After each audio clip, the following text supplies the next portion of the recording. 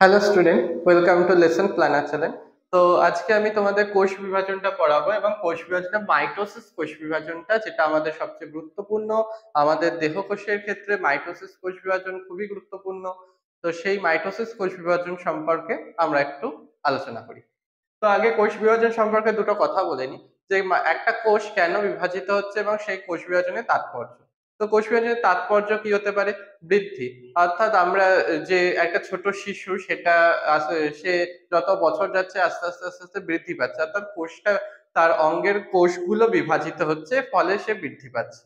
যা সমগ্র দেহের যে কোষগুলো সেগুলো বৃদ্ধি পাচ্ছে, ফলে একটা অঙ্গ হাত আস্তে আস্তে আস্তে বড় হচ্ছে, হাড়গুলো বড় হচ্ছে, যেখানে অস্টিওসাইট কোষগুলো বিভাজিত হচ্ছে, ইত্যাদি ইত্যাদি। আহ, আর এই বৃদ্ধি গেল। তবে জনন যেগুলো অযৌন জনন পদ্ধতিতে যে সকল জীব, যেমন অ্যামিবা, ইস্ট হতে পারে, তারা অ্যামাইটোসিস পদ্ধতিতে কোষ বিভাজনের মাধ্যমে অপত্য সৃষ্টি করছে। এছাড়াও একটা কোষ বিভাজিত হয়ে আর দুটো অপত্য কোষ সৃষ্টি করে মাইটোসিস কোষ বিভাজনের ক্ষেত্রে। আর কি হতে পারে?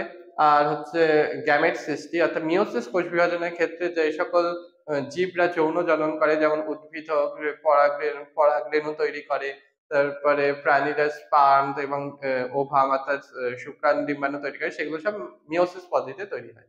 এখানে কোষ বিভাজন হয়, এই তাৎপর্য এটা। এবং কোষ বিভাজনের কারণও এগুলো হতে পারে, যে বৃদ্ধির জন্য।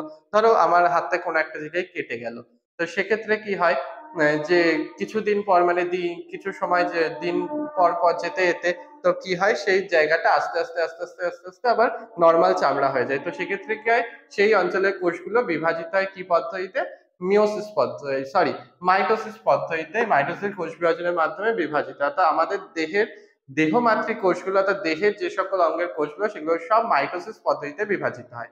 আর যেটা জনন কোষ, যেটা শুক্রাণু এবং মহিলাদের ক্ষেত্রে ডিম্বাণু, সেটা হচ্ছে মিওসিস পদ্ধতিতে বিভাজিত হচ্ছে।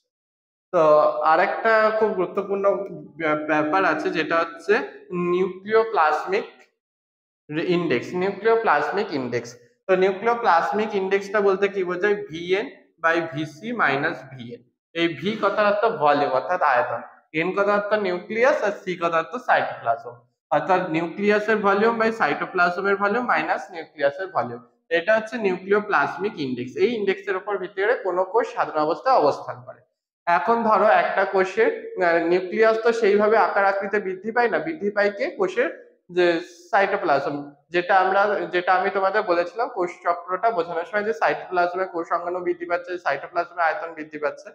তো আমরা জানি যে কোষের মস্তিষ্ক বলা হয় নিউক্লিয়াসকে। তো নিউক্লিয়াস সেই একই আকৃতির রয়ে গেছে। তো সেই একই আকৃতির রয়ে যাওয়ার কারণে কোষের সাইটোপ্লাজম যে আকার আকৃতি বৃদ্ধি পাচ্ছে, তো তার কার্য পরিচালনা করতে খুব সমস্যার সম্মুখীন হয়। তো সেক্ষেত্রেই ভিসি, যেহেতু ভলিউম সাইটোপ্লাজম বেড়ে যাচ্ছে এবং ভিএনটা, তার ভলিউম অফ নিউক্লিয়াস একই থেকে যাচ্ছে, তো এই রেশিওটা গড়বড় হচ্ছে, অর্থাৎ ডিস্টার্ব হচ্ছে, রেশিওটা পাল্টে যাচ্ছে। তো সেক্ষেত্রে কি হয়, কোষটা বিভাজনের পথে হাঁটে। তো এই কারণে এই ইন্ডেক্সটার কথা তোমরা একটু খেয়াল রাখবে, নিউক্লিওপ্লাজমিক ইন্ডেক্স। এবারে আমরা আসি আসল ব্যাপারে, যেটা হচ্ছে মাইটোসিস কোষ বিভাজন। এবারে কোষ বিভাজনে কি কি হচ্ছে? তো সাধারণ দশায় একটা কোষ কেমন দেখতে এরকমই মোটামুটি, আমি একটু তোমাদের রাফলি বোঝানোর জন্য এঁকেছি। যে কোষ পর্দা, অর্থাৎ কোষ, সাইটোপ্লাজম, এটা নিউক্লিয়াস, এটা নিউক্লিওলাস, আর এগুলো হচ্ছে ক্রোমাটিন জালিকা। এটা মাইটোকন্ড্রিয়া, এটা গলগি বডি, আর এটা সেন্ট্রোজোম। এই সেন্ট্রোজোমের ভূমিকা কোষ বিভাজনের ক্ষেত্রে একটা গুরুত্বপূর্ণ, সেটা আমি আস্তে আস্তে আস্তে আস্তে আসছি। তো প্রথম প্রোফেজ দশায় কি হচ্ছে? এটা ধরো কোষটা সবে তৈরি হয়েছে, একটা কোষ কোষ বিভাজনের মাধ্যমে নতুন একটা কোষ তৈরি হয়েছে। তো এবারে কি আসছে? জি1 দশা হয়ে গেল, জি2 দশা হয়ে গেল, এস দশাও হয়ে গেল। এবারে আসছে প্রোফেজ দশা, যেটা মাইটোটিক ফেজে আমরা বলেছিলাম যে ইন্টারফেস হয়ে গেল, মাইটোটিক ফেজে হয়ে গেল। এখানে ইন্টারফেস দশা কমপ্লিট করে যখন প্রোফেজ দশায় প্রবেশ করছে, সেখান থেকে আমরা মাইটোসিস কোষ বিভাজনটা কিভাবে হচ্ছে, prophase, anaphase, metaphase, telophase, prophase, metaphase, anaphase, telophase, সেই দশাগুলো আমরা একটু পড়ি, মানে আলোচনা করি। এবারে আসছে প্রোফেজ দশায়। প্রোফেজ দশাতে কি হচ্ছে? প্রোফেজ দশাতে হচ্ছে যে নিউক্লিয় পর্দা, এই নিউক্লিয় পর্দার আস্তে আস্তে অবলুপ্তি হচ্ছে। ক্রোমাটিন জালিকাগুলি কি হচ্ছে? কন্ডেন্স হচ্ছে, অর্থাৎ কুণ্ডলীকৃত আরো বেশি করে হচ্ছে, নিজেদের মধ্যে অ্যাগ্রিগেশন হচ্ছে, কুণ্ডলীকৃত হচ্ছে, অর্থাৎ জল বিয়োজন করে আরো ঘনত্ব বৃদ্ধি করছে ক্রোমাটিন জালিকাগুলি। এবার নিউক্লিওলাসও ধীরে ধীরে অবলুপ্ত হয়ে যাচ্ছে। তো প্রোফেজ দশা, আফটার প্রোফেজ দশা মানে কমপ্লিশন অফ প্রোফেজ দশা,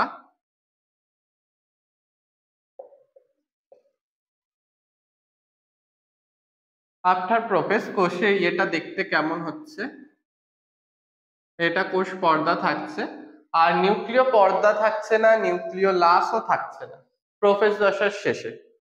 কি হচ্ছে, শুধু ক্রোমাটিন জালিকাগুলি ক্রোমোসোম গঠন করছে এবং ক্রোমোসোম গুলো ঘন কুণ্ডলীকৃত অবস্থায় থাকছে।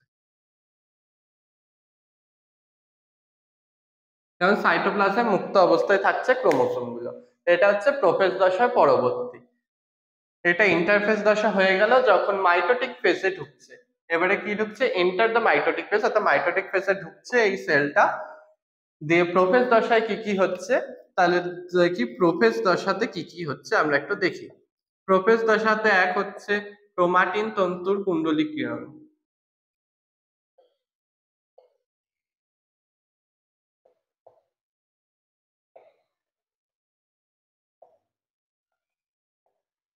ক্রোমাটিন তন্তুর কুণ্ডলীকরণ। দুই হচ্ছে কি নিউক্লিয় পর্দা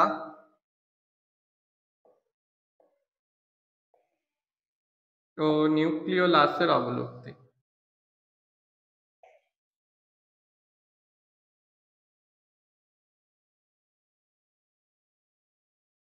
নিউক্লিয় পর্দা, নিউক্লিওলাসের অবলুপ্তি। আরেকটা কি ঘটনা ঘটে, এই যে সেন্ট্রোজোম, এই সেন্ট্রোজোমটা কি হয়, বিভাজিত হয়ে এইখানে একটা আসে আর একটা চলে আসে এইখানে। অর্থাৎ নিউক্লিয়াসের উভয় প্রান্তে, উভয় দিকে এবং সাইটোপ্লাজমের প্রান্তে, উভয় প্রান্তে এখানে একটা আর এখানে একটা, এই দুটো সেন্ট্রোজোম অবস্থান করে। তার সেন্ট্রোজোম বিভাজিত হয়ে দুটো বিপরীত দিকে অবস্থান করে। সেন্ট্রোজোম বিভাজিত হয়ে এইটা এসে, এটা এসে আরেকটা এসে এখানে অবস্থান করছে। এখানে একটা থাকছে আর এখানে একটা থাকছে। তো এটা তোমরা খেয়াল রাখবে যে সেন্ট্রোজোমটা, দুটো সেন্ট্রোজোম পাশাপাশি 180 ডিগ্রি অ্যাঙ্গেলে অবস্থান করে এবং সেন্ট্রোজোমের যে সেন্ট্রিওল দুটো, সে দুটো পরস্পরের ক্ষেত্রে 90 ডিগ্রি কোণে অবস্থান করে, এরম ভাবে অবস্থান করে 90 ডিগ্রি করে। সেটা তোমরা একটু খেয়াল রাখবে। প্রোফেজ দশা কি কি হচ্ছে, ক্রোমাটিন তন্তুর কুণ্ডলীকরণ হচ্ছে, নিউক্লিয় পর্দা এবং নিউক্লিওলাসের অবলুপ্তি হচ্ছে। এটা খুবই গুরুত্বপূর্ণ ঘটনা প্রোফেজ দশা। এখন প্রোফেজ দশার পর কি আছে, প্রোফেজ দশার পর আছে মেটাফেজ দশা। এরপরে আসছি মেটাফেজ দশা।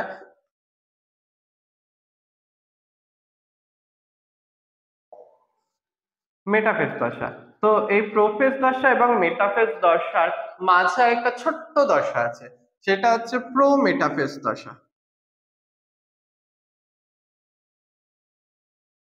প্রো মেটাফেজ দশা, এই দশাটার কথা তোমরা একটু খেয়াল রাখবে। প্রো মেটাফেজ দশা অর্থাৎ প্রোফেজ দশায় কি হয়, অবলুপ্তিটা শুরু হচ্ছে, এটা তোমরা খেয়াল রাখবে, অবলুপ্তি শুরু হচ্ছে এবং প্রো মেটাফেজ দশায় গিয়ে সম্পূর্ণ অবলুপ্তি ঘটছে।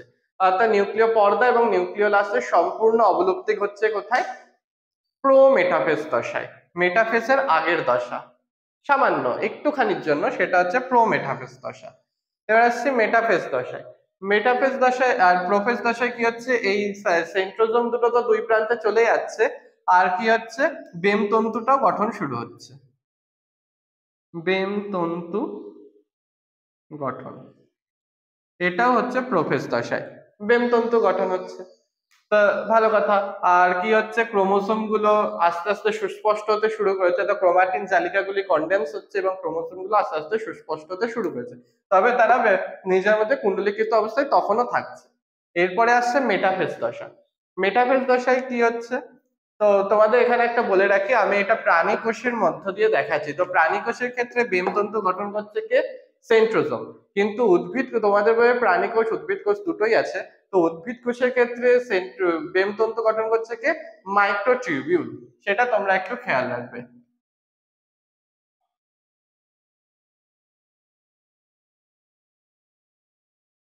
মাইক্রোটিউবিউল, উদ্ভিদ কোষ,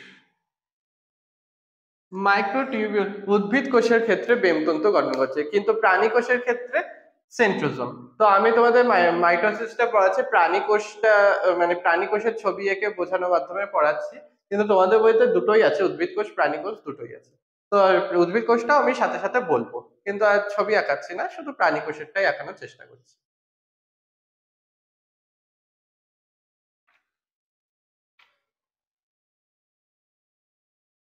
আর কি হয়, প্রোফেজ দশায় হলো ক্রোমাটিন তন্তু কুণ্ডলীকরণ, নিউক্লিয় পর্দা, নিউক্লিওলাসের অবলুপ্তি শুরু হচ্ছে, বেমতন্তু গঠন হচ্ছে। আর এই যে ক্রোমোসোম গুলো ঘন সন্নিবিষ্ট অবস্থায় পেঁচিয়ে অবস্থান করছে, ক্রোমাটিড দয়গুলো এক্ষেত্রে, তো ক্রোমোসোমের ক্রোমাটিড কোনগুলোকে বলছে, এই একটা ক্রোমোসোম, এই সেন্ট্রোমিয়ার ক্রোমোসোম, এইগুলো হচ্ছে ক্রোমাটিড।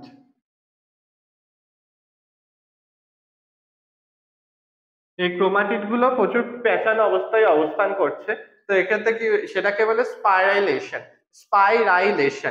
আর প্লেকটোনমিক কুণ্ডলী, কুণ্ডলীকে বলা হয় প্লেকটোনমিক কুণ্ডলী, এবং যে পেঁচিয়ে পেঁচানোর পদ্ধতিটাকে বলা হয় স্পাইরাইলেশন। সেটা তোমরা একটু খেয়াল রাখবে। এবারে আমরা আসছি প্রোফেজ থেকে, আসছি কোথায়, প্রোফেজের পরের দশা হচ্ছে মেটাফেজ দশা।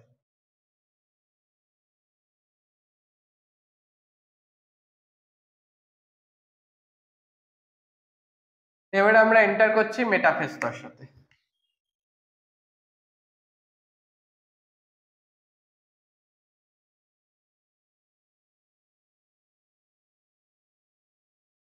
তো প্রোফেজ দশায় কি হয়েছিল, প্রোফেজ দশার ছবিটা একটু এঁকে নিই। প্রোফেজ দশায় এই যে, প্রোফেজ দশায় নিউক্লিয় পর্দা অবলুপ্তি হয়ে গেছিল প্রায়, নিউক্লিওলাসের অবলুপ্তি হয়ে গেছিল। এইখানে ক্রোমোসোম গুলো খুব একে অপরের সাথে পেঁচিয়ে অবস্থান করছিল।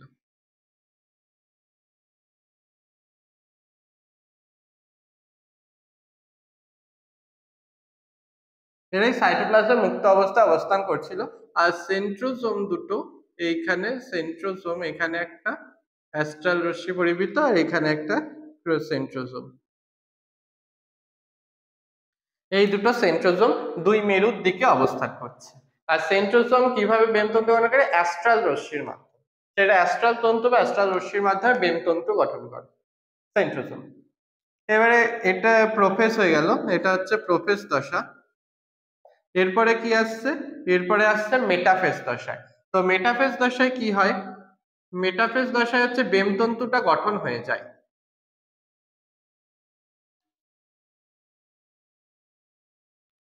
মেটাফেজ দশায় বেমতন্তু গঠন হয়ে যাচ্ছে। আর কি হচ্ছে, এখানে বেমতন্তু কোথা থেকে তাহলে গঠন হচ্ছে, আমরা জানলাম বেমতন্তু গঠন হচ্ছে সেন্ট্রোজোম থেকে। সেন্ট্রোজোমের অ্যাস্ট্রাল রশ্মি থেকে বেমতন্তু গঠন হচ্ছে। তো এইখানে হচ্ছে দুটো সেন্ট্রোজোম, এরা বেমতন্তু গঠন করছে।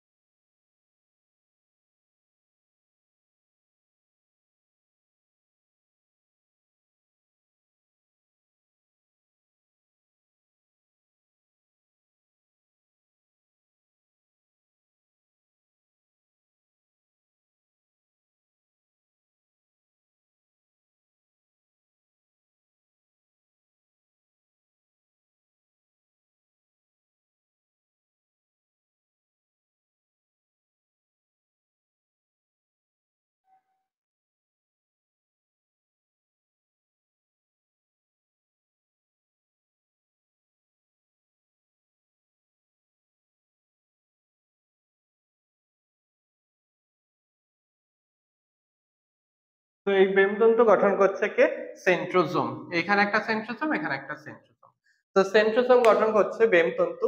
এই বেমতন্তু গুলো ক্রোমোজোমে কিসের সাথে যুক্ত হচ্ছে, যেটা তোমাদের বলেছিলাম যে সেন্ট্রোমিয়ারের সাথে যুক্ত হচ্ছে। সেন্ট্রোমিয়ারে কি থাকে, আমরা জানি সেন্ট্রোমিয়ারে কাইনেটোকোর থাকে। ক্রোমোজোমের গঠন পড়ানোর সময় তোমাদেরকে বলেছিলাম যে সেন্ট্রোজোমে কি থাকে, কাইনেটোকোর। এই কাইনেটোকোরের সাথে ক্রোমোজোম, এই সেন্ট্রোমিয়ারের কাইনেটোকোরের সাথে ক্রোমোজোম সেন্ট্রোজোম সৃষ্ট বেমতন্তুর সাথে আবদ্ধ হয়। এবার কোন জায়গা বরাবর আবদ্ধ হয়, তোমরা খেয়াল রাখবে মেটাফেজ দশায় একদম বিষুব অঞ্চল বরাবর, অর্থাৎ কোষের একদম মাঝ বরাবর, এই দেখো এটা কোষের মাঝখানে, মাঝখান বরাবর ক্রোমোসোম গুলো তন্ত্রিত মানে সজ্জিত হয় ক্রোমোসোমের মাঝখান বরাবর। তো সেটাকে কি বলা হয়, বিষুব অঞ্চল বলা হয়। তো এটাকে বলা হয় মেটাফেজ প্লেট বা মেটাফেজ প্লেটও বলা হয়, যে এখানে একটা রেখা অনুযায়ী সজ্জিত হচ্ছে ক্রোমোসোম গুলো। এবং ক্রোমোসোম গুলোকে এই মাইটোসিস মেটাফেজ দশায় খুব স্পষ্ট ভাবে দেখা যায়, যেটা প্রোফেজ দশায় স্পষ্ট ভাবে দেখা যাচ্ছিল না, সেখানে প্রচন্ড কুণ্ডলীকৃত অবস্থায় ছিল ক্রোমাটিড গুলো। তো মেটাফেজ দশায় ক্রোমোসোমকে প্রথমবারের মতো স্পষ্ট ভাবে দেখা যায়। এটা তোমরা একটু খেয়াল রাখবে, মাথায় পয়েন্ট নোট করে রাখবে। এটা অনেক সময় কোশ্চেন আসে যে কোন দশায় ক্রোমোসোমকে প্রথম সুস্পষ্ট ভাবে দেখা যায়, সেটা হচ্ছে মেটাফেজ দশায়। তো মেটাফেজ দশায় কি কি হয়, মেটাফেজ দশায়, আর এখানে একটা বলে রাখি, তন্তু যে গঠিত হয় সেই তন্তু হচ্ছে দু প্রকারের তন্তু আছে, যেটা হচ্ছে অবিচ্ছিন্ন তন্তু এবং হচ্ছে বিচ্ছিন্ন তন্তু বা ক্রোমোজোমাল তন্তু। যে সকল তন্তুগুলো ক্রোমোজোমের সেন্ট্রোমিয়ারের সাথে বাইন্ড করে থাকে সেটা হচ্ছে ক্রোমোজোমীয় তন্তু, আর যেগুলো বাইন্ড করে থাকে না সেগুলো হচ্ছে ইন্টারজোনাল তন্তু বা অবিচ্ছিন্ন তন্তু, সেগুলোকে বলা হয় অবিচ্ছিন্ন তন্তু। আর ইন্টারজোনাল কথাটা বললাম সেটা পরেরটাই আসছে, অ্যানাফেজে দেখতে পাবো যে ইন্টারজোনাল তন্তুগুলো কোনটা। তো এটা হচ্ছে অবিচ্ছিন্ন তন্তু, যেগুলো ক্রোমোসোমের সাথে বাইন্ড নেই, যেগুলো ক্রোমোসোমের সাথে বাইন্ড আছে সেগুলো হচ্ছে ক্রোমোসোমীয় তন্তু। তো মেটাফেজ দশায় কি হয়, মেটাফেজ দশায় প্রধান ঘটনা হচ্ছে ক্রোমোসোম গুলো বেম তন্তুর সাথে আবদ্ধ হয় ও বিষুব অঞ্চল বরাবর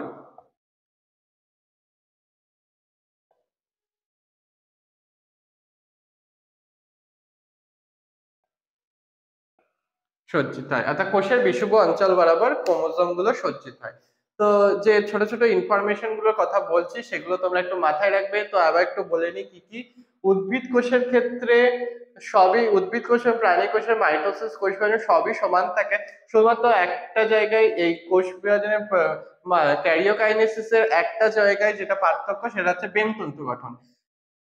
প্রাণী কোষের ক্ষেত্রে বেমতন্তু গঠিত হয় কিসের মাধ্যমে, প্রাণী কোষের ক্ষেত্রে বেমতন্তু গঠিত হয় সেন্ট্রোসোমের মাধ্যমে, আর উদ্ভিদ কোষের ক্ষেত্রে মাইক্রোটিউবিউলের মাধ্যমে বেমতন্তু গঠিত হয়। আর এটা বললাম যে মেটাফেজ দশায় ক্রোমোসোম বেমতন্তু আবদ্ধ হয় বিষুব অঞ্চলে, এটা মেটাফেজ দশায় প্রথম ক্রোমোসোমগুলোকে সুস্পষ্টভাবে দেখা যাচ্ছে। আর বেমতন্তুর কথা বললাম।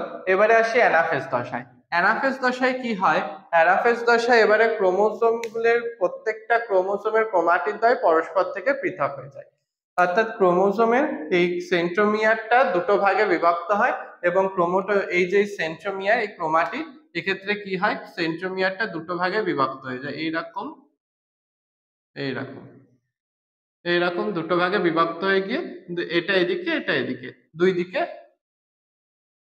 এগিয়ে যেতে থাকে। তো সেটা কিরকম হয় সেটা আমরা একটু দেখি।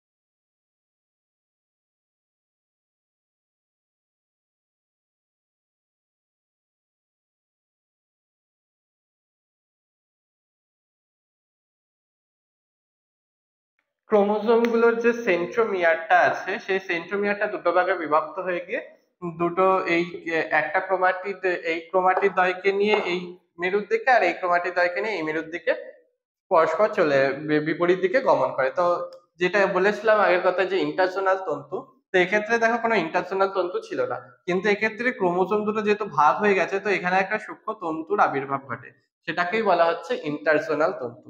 এই তন্তুগুলোকেই বলা হচ্ছে ইন্টারজোনাল তন্তু।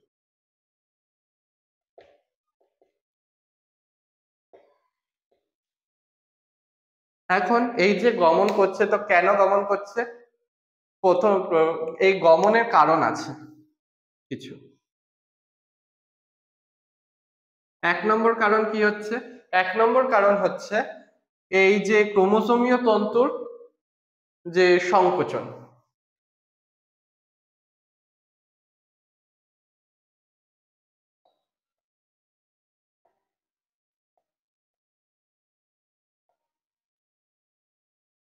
দুই হচ্ছে অপত্য ক্রোমোসোমগুলোর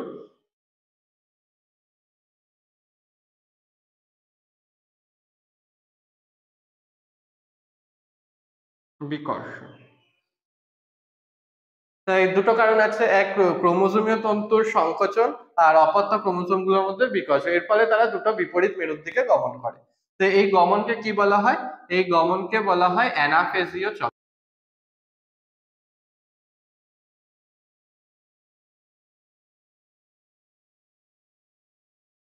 তো এই অ্যানাফেজীয় চলনের ফলে কি হচ্ছে, যে এই অপত্য ক্রোমোসোমগুলো দুটো বিপরীত মেরুর দিকে চলে যাচ্ছে। তো এই অ্যানাফেজীয় চলনের কারণটা আমরা একবার একটু দেখে নিই কি কি। ক্রোমোসোমীয় তন্তুর সংকোচন, এই ক্রোমোসোমীয় তন্তুর সংকোচন হচ্ছে, আর এটা তন্তুর ক্রোমোসোমীয় তন্তুর সংকোচন আর অপত্য ক্রোমোসোমগুলির মধ্যে বিকর্ষণ। এই অ্যানাফেজীয় চলনের ফলে যে মাঝখানে যে তন্তুটা তৈরি হচ্ছে সেটা হচ্ছে ইন্টারজোনাল তন্তু। তো এই অ্যানাফেজীয় চলনের ফলে দুটো অপত্য ক্রোমোসোমগুলো পরস্পর বিপরীত দিকে চলে যাচ্ছে। এর পরের স্টেজে কি আসছে? পরের স্টেজ আসছে টেলোফেজ দশা। তো টেলোফেজ দশায় কি হচ্ছে? টেলোফেজ দশায় হচ্ছে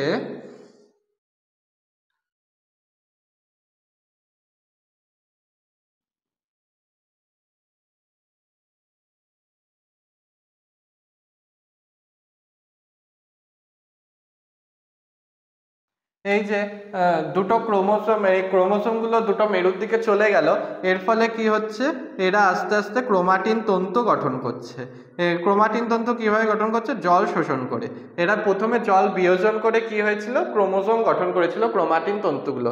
জল বিয়োজন করে ঘনত্ব প্রোফেজ দশায় ক্রোমোসোম গঠন করেছিল এবং নিউক্লিয় পর্দা, নিউক্লিওলাস অবলুপ্ত হয়ে গেছিল।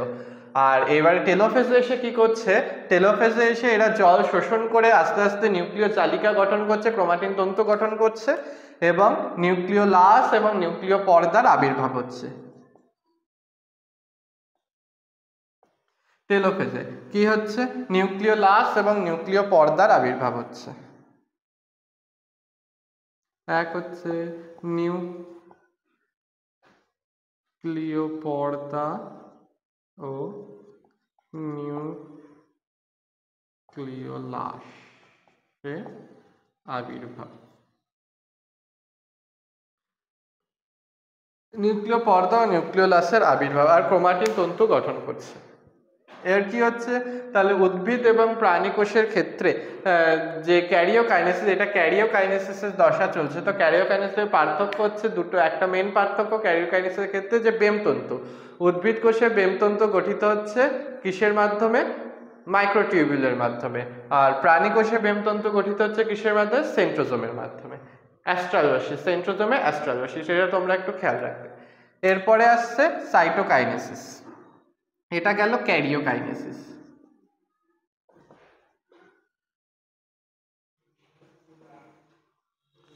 এবারে আমরা দেখব সাইটোকাইনেসিস।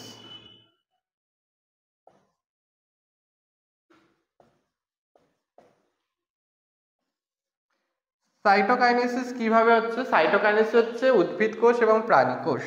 তাই উদ্ভিদ কোষের ক্ষেত্রে কিভাবে হচ্ছে, উদ্ভিদ কোষের ক্ষেত্রে কোষপাত গঠনের মাধ্যমে, আর প্রাণী কোষের ক্ষেত্রে ক্লিভেজ পদ্ধতিতে।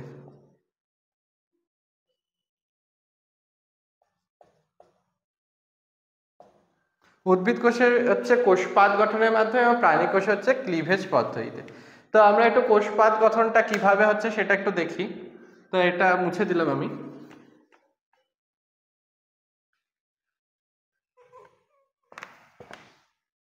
তো উদ্ভিদ কোষ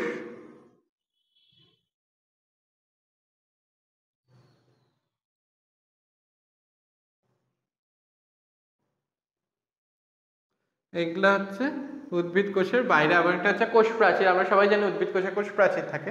তো এখানে দুটো অপত্য নিউক্লিয়াস তৈরি হলো।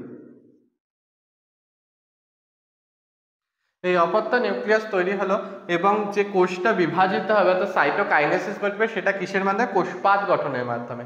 তো এই যে ইন্টারজোনাল তন্তু, আমি তো বললাম যে মাইটোসিস কোষ বিভাজনটা পুরোপুরি সেম থাকে, শুধুমাত্র তন্তু গঠনটা ব্যতি রেখে উদ্ভিদ কোষ এবং প্রাণী কোষের ক্ষেত্রে। তো এই যে ইন্টারজোনাল তন্তুটা অ্যানাফেজ দশায় উদ্ভিদ কোষেও তৈরি হচ্ছে, সেই ইন্টারজোনাল তন্তুর সাথে কি আসছে? সেখানে আসছে ফ্র্যাগমোসোম। অর্থাৎ ফ্র্যাগমোসোম বলতে কি বোঝায়? ফ্র্যাগমোসোম হচ্ছে উদ্ভিদ কোষের গলগি বডিকে বলা হয় ফ্র্যাগমোসোম। সেই ফ্র্যাগমোসোমের ভেসিকল গুলো আসছে। তো এখানে কি মাইক্রোফিলামেন্ট, যেটা ইন্টারজোনাল তন্তু, প্লাস ফ্র্যাগমোসোম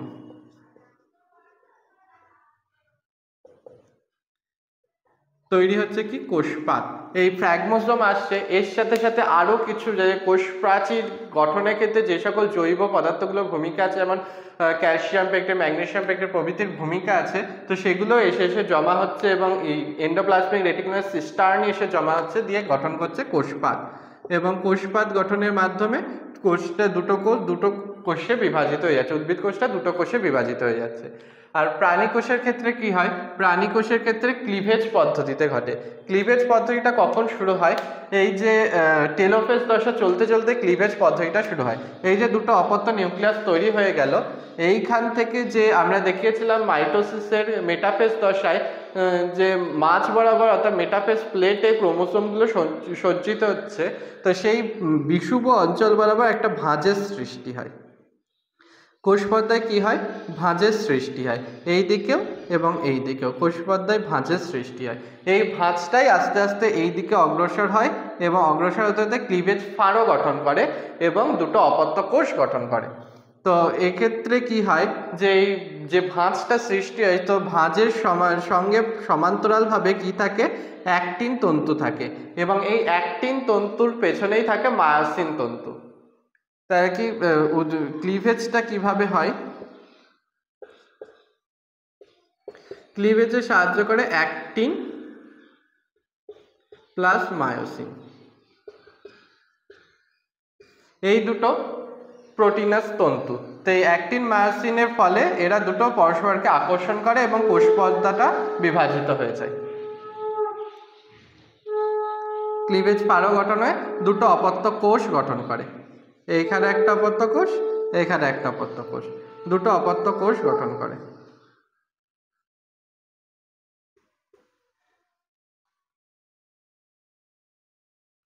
দুটো অপত্য কোষ তৈরি হয়ে গেল। এই হয়ে গেল সাইটোকাইনেসিস, অর্থাৎ ক্যারিওকাইনেসিসে কোষের নিউক্লিয়াসটা বিভাজিত হলো, সাইটোকাইনেসিসের ক্ষেত্রে সাইটোপ্লাজম বিভাজিত হয়ে দুটো অপত্য কোষ তৈরি করলো। তো এই গেল তোমাদের মাইটোসিসের ক্ষেত্রে ক্যারিওকাইনেসিস এবং সাইটোকাইনেসিস, অর্থাৎ পুরো মাইটোসিসের কোষ বিভাজনটা। তা কোথাও যদি বুঝতে অসুবিধা হয় তোমরা প্লিজ কমেন্টে লিখো, আমি আবার তোমাদের নতুন ভিডিও করে বোঝানোর চেষ্টা করব। তো আজকে এই অবধি, দেখা হবে তোমাদের সাথে পরের ভিডিওতে। তো ভালো করে পড়ো, বইটা খুঁটিয়ে পড়ো। তো আজকে এই অবধি, টাটা।